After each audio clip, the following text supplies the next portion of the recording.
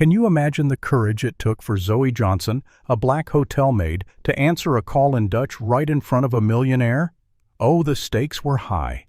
The very next day, that same millionaire, Richard Coleman, sent for her, and her life was never the same.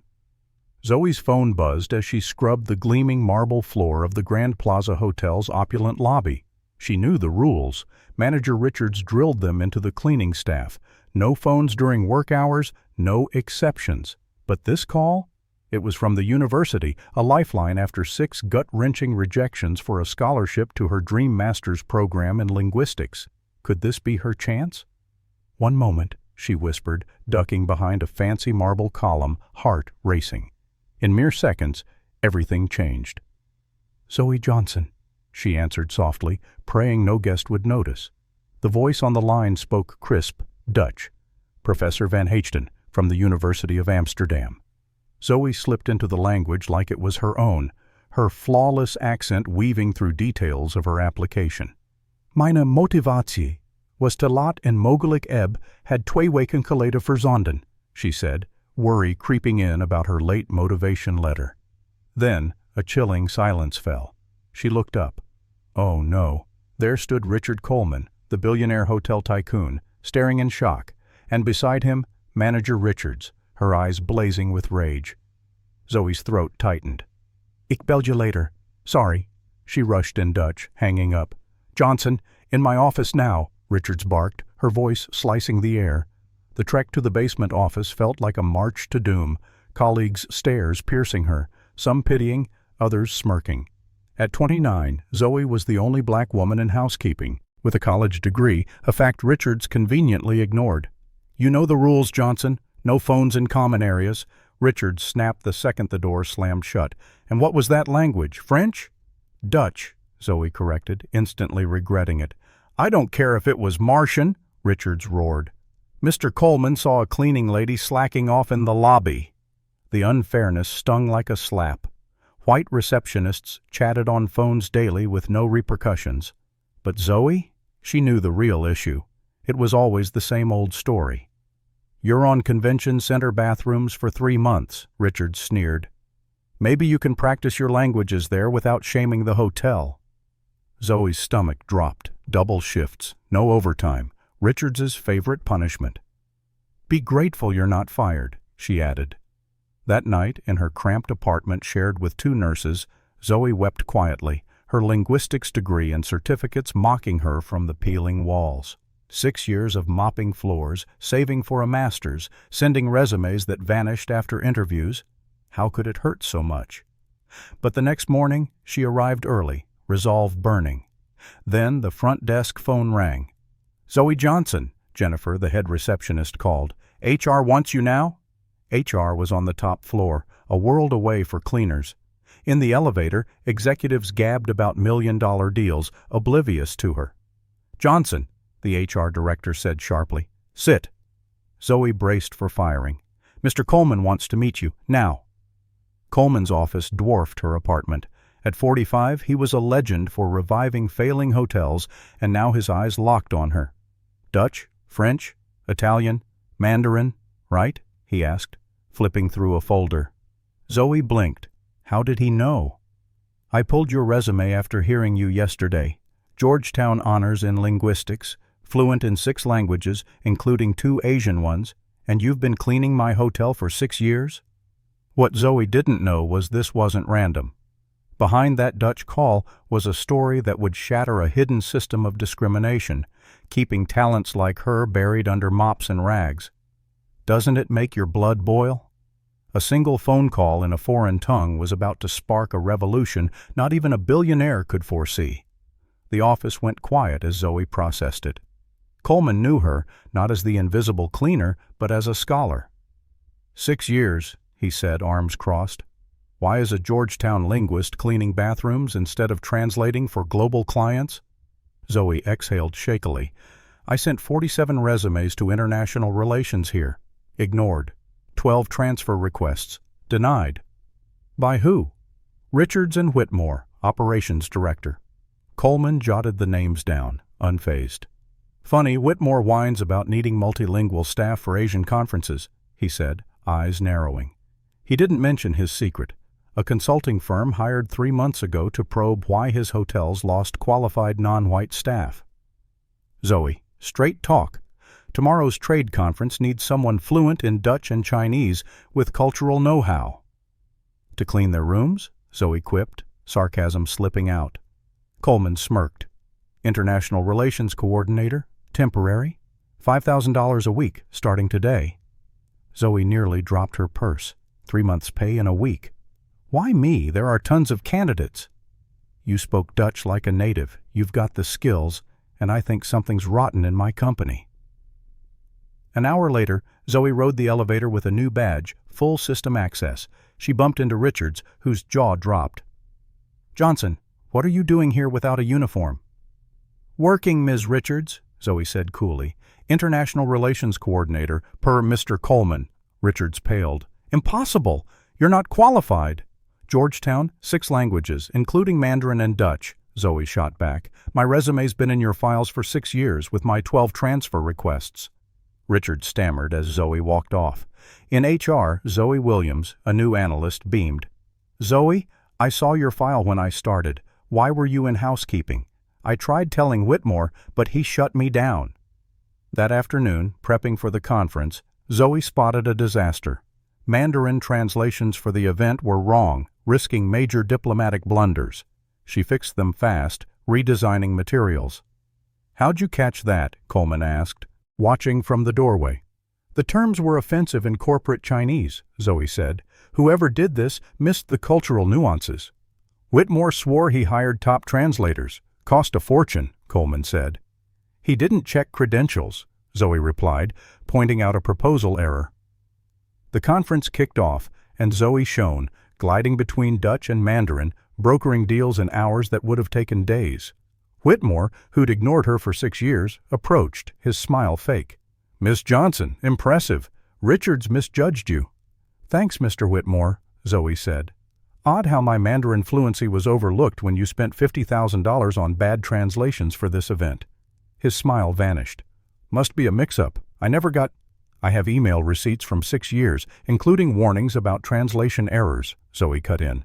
She didn't say Zoe Williams gave her access to records showing Whitmore's niece, with no Mandarin expertise, got those pricey contracts riddled with mistakes that could have cost millions. On day 3, a Dutch exec stopped her. Aren't you the one who wrote that linguistics article in the Journal of Applied Linguistics? I cited it twice. Zoe nodded, stunned. Coleman watched, noting Whitmore's unease. Little did he know, Zoe was unraveling a web of corruption and bias, hiding talents like hers while funneling cash to unqualified cronies. That call in Dutch? No accident. It was the spark for a reckoning that would shake the hotel to its core. How explosive would the truth be? Oh, can you believe the nerve of Mr. Whitmore, flashing that fake smile at Zoe? Miss Johnson, I'm impressed. Richards clearly misjudged your potential, he said. But Zoe wasn't fooled. Not for a second. Thank you, Mr. Whitmore, she replied, her voice steady as steel. Isn't it just shocking how my resume, clearly listing fluency in Mandarin, was ignored while the hotel shelled out $50,000 for terrible translation services at this conference? Whitmore's grin froze, his eyes betraying panic. Must be a misunderstanding. I never got— Oh, but I have receipts, Zoe cut in calmly. Every email I sent over 6 years, including warnings about critical errors in translations for Asian events, got a confirmation of receipt. What she didn't let slip was that Zoe Williams, her ally in HR, had slipped her the translation contract records. Whitmore's niece ran the company, charging expert rates with 0 formal Mandarin skills. Worse, every past translation was riddled with mistakes that could have cost the hotel millions. Can you imagine the gall? On the 3rd day of the conference, something wild happened. A Dutch businessman stopped Zoe in her tracks. Wait a minute, aren't you the brilliant mind behind that article on linguistic variation in international business in the Journal of Applied Linguistics? Zoe nodded, stunned. I've cited your work at 2 conferences, he exclaimed, waving colleagues over to meet her. Richard Coleman, the billionaire owner, watched from a distance, catching Whitmore squirming. Did Whitmore even realize Zoe was unraveling his whole corrupt game? While he played nice, she was exposing a rotten system of discrimination and favoritism that buried talents like hers and funneled cash to unqualified cronies. Nobody at the Grand Plaza Hotel could have guessed that Zoe, the black cleaning lady who answered a call in Dutch, was no accident. That simple transfer? It was the start of a plan to not just transform Zoe's life, but to blow the lid off a discriminatory system hurting dozens of employees. The real question wasn't if she could prove it. It was how earth-shattering the truth would be. By the fourth morning, the hotel buzzed with excitement. Zoe's efforts had landed preliminary contracts beyond anyone's dreams. But then her heart sank. She spotted Whitmore ushering a nervous young woman toward the executive elevators. "Miss Whitmore, your Mandarin translation is fine," he said tightly. "No need to worry." Zoe's eyes narrowed. Whitmore's niece. The woman clutched a folder labeled Final Translation, Master Contract, and a quick glance confirmed Zoe's fears. The same sloppy errors as before. "Mr. Coleman has to know," Zoe thought, racing to his office. Coleman looked up from his papers as she burst in. "Zoe, what's wrong?" "Whitmore's swapping my correct translations for his niece's flawed ones," she said, flashing screenshots on her phone. "And I've got proof this has been going on for years." Coleman shot to his feet. "Are you certain?" "Absolutely. I've got records of payments to her company, 3 times market rates, while people like me were blocked." Just then, Zoe Williams from HR rushed in. "Mr. Coleman, you need to see this," she said, thrusting a folder at him. 5 years of hiring records, clear pattern of rejecting qualified non-white candidates, especially women. Coleman's face darkened as he scanned the pages. "Our investigation hinted at issues, but this? It's systematic." Right then, Whitmore barged in. No knock. "Richard, the Dutch are ready to sign, but they're questioning translation inconsistencies. Johnson must have screwed up." The room went cold. Coleman shut the door with a slow, deliberate click. "Thomas, I see $50,000 paid for garbage translations while qualified staff clean bathrooms," he said, voice low and lethal. "Care to explain?" Whitmore paled. "I don't know what you mean. We hire the best." "Your niece, Thomas," Coleman snapped.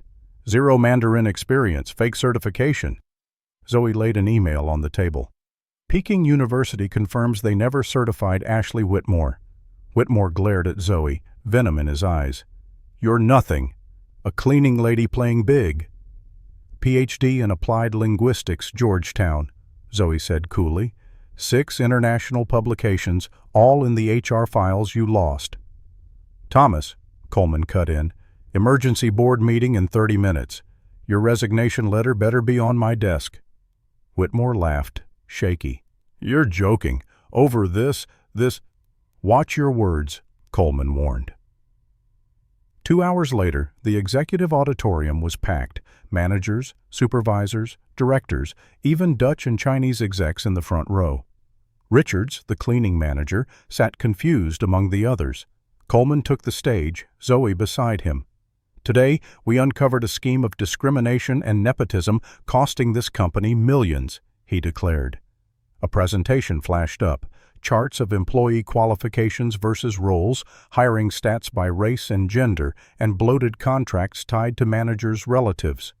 "Ms. Johnson, once just a cleaning lady to some, saved us from a diplomatic and financial disaster this week," Coleman said. "Her translation fixes prevented millions in losses." Asian execs nodded, some clapping softly. "Thomas Whitmore is terminated, effective now," Coleman announced. "Sarah Richards is suspended pending further investigation. We're auditing all hiring and promotions from the last 5 years." The room went silent, Richards staring at the floor, ashen. "And," Coleman added with a faint smile, "I'm thrilled to name Dr. Zoe Johnson our new Global Director of Internal Communications, overseeing all multilingual operations." The auditorium exploded in applause, hesitant from some, but the cleaning crew in the back cheered through tears. As Zoe left the stage, she saw Whitmore escorted out by security, his face twisted in fury. "You won't last a month," he hissed as he passed. Zoe smiled calmly, patting the recording device in her blazer pocket that had caught every racist jab and threat he'd muttered, scrambling to hide his scheme. That night, in her new office with a glittering city view, Zoe let the tears come, not of pain, but of pure release. 6 years of scrubbing halls, her potential crushed. 6 years of "your resume got lost" or "not a cultural fit." She called her mother, who'd given everything for her education. "I did it, Mom," she choked out, voice cracking. Who could have predicted the Grand Plaza's real transformation was just starting? As execs reeled from crumbling privileges, others saw the truth. Unleashed talent doesn't just fix wrongs, it reshapes the future. Whitmore's fall was only the first chapter in an overhaul rocking not just the hotel, but the entire American hotel industry. And it all began with one Dutch phone call. 6 months later, that call had sparked a quiet revolution. Zoe's office on the 32nd floor overlooked Manhattan, a plaque reading, "Dr. Zoe Johnson, Vice President of Diversity and International Relations." Her 5-figure monthly salary was nice, but the real power? It was bigger than any title. "Dr. Johnson, the restructuring committee's ready." Zoe Williams, now her trusted executive assistant and dear friend, announced with a spark of pride. "All regional managers are on the call." Zoe nodded, her heart pounding. Could she really pull this off? She took a shaky breath and stepped into the conference room, where Richard Coleman and the board of directors awaited her. Today was huge, the final presentation of her Invisible Talents program, her bold plan to lift up overlooked employees across the hotel chain. "The pilot program's results are beyond our wildest dreams," Zoe declared, flashing numbers on the screen. "In just 6 months, we found 147 employees, stars in languages, finance, management, tech, stuck in low-level jobs. 83% are Black, Latino, or other minorities." Coleman's nod screamed approval. He'd insisted her promotion wasn't just about her. It was about fixing a broken system. "What's jaw-dropping," Zoe went on, "is the money. Translation costs, down 78%. International guest happiness, up 42%. Our diversity ratings, top of the industry, all by giving chances to folks already on our payroll." Far away in California, Sarah Richards watched the broadcast from a dingy hotel, her face burning. After a brutal investigation, she dodged firing by taking a demotion. Now she ran laundry at a nowhere property. How humiliating for someone who once blocked talent out of prejudice. "Next, we're adding a mentorship system," Zoe explained, eyes bright. "Every promoted talent will scout and support others with potential." Thomas Whitmore? He wasn't there. His name was mud after his firing. Discrimination and embezzlement charges made luxury hotels slam their doors. Word was he now managed a dusty motel in Arizona. His niece, Ashley, had to repay her overpriced fees, take an ethics course, and, get this, was studying Mandarin with a scholarship from the Coleman Foundation for Inclusive Language Education. Talk about irony. "In closing," Zoe said, facing the camera beaming to every hotel property, "I need to get personal." She paused, the silence heavy. "My mom was a maid, just like I was, in a hotel like this. She had a degree but never got her shot. She'd say, 'Zoe, no matter how invisible they make you feel, your worth isn't their call.'" Zoe's voice wavered, but she held strong. "Mom passed believing some doors were locked for us. She never saw this day, never knew her sacrifices paid off." Across the room, newly promoted execs, many from her program, brushed away tears. "A company's real power isn't profit, it's the potential it frees," Zoe urged. "For decades, hospitality hid talent under uniforms, assuming certain colors, accents, backgrounds only fit invisible roles." Coleman leapt up, clapping, and the room, plus hundreds watching remotely, joined in a roaring ovation. Later, in her office, Zoe opened an envelope. A postcard from Amsterdam and a letter from a linguistics university offering her a visiting professor role. Professor Van Schten, whose Dutch call 6 months ago changed everything, had tracked her rise. Staring out at the city, Zoe chuckled bitterly. "Richards, of all people, pushed me here. If she'd just warned me, I'd still be scrubbing floors, my degree forgotten." The next day, Zoe launched a scholarship fund with her own salary, first helping her old cleaning buddy's daughter chase a hotel management degree. That Dutch call? It sent shockwaves far beyond the Grand Plaza, beyond the industry. The truth hit hard. Talent's everywhere. What's missing is opportunity. True justice isn't just punishing bigots, it's rebuilding systems so bias has no shadows to lurk in. Zoe's real victory wasn't watching her foes crash. It was seeing hundreds like her soar. Her lesson? Greatness isn't just breaking barriers. It's holding the door wide for everyone who follows.